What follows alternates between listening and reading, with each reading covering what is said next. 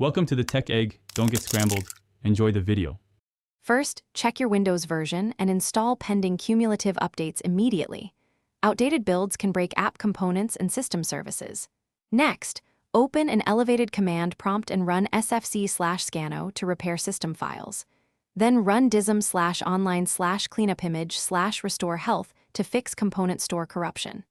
After those scans finish, restart the PC to apply repairs and let services restart automatically. Finally, open services. MSC and Confirm Security Health Service and Windows Defender services are running.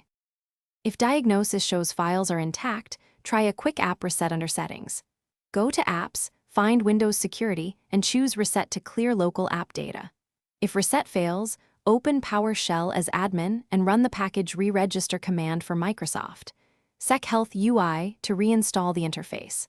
Also create a temporary administrator account to test whether your profile causes the failure.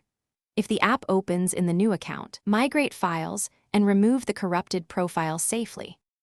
For persistent issues, back up the registry before making changes to policy keys. Inspect HKLM/software/policies/Microsoft/Windows Defender for blocks that disable the app.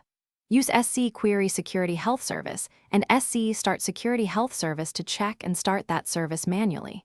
If Group Policy disabled Defender, run gpedit. MSC and re-enable relevant settings, then reboot. As a last resort, run System Restore to a known good point or perform an in-place upgrade using Windows Installation Media. Both options preserve files while restoring system components.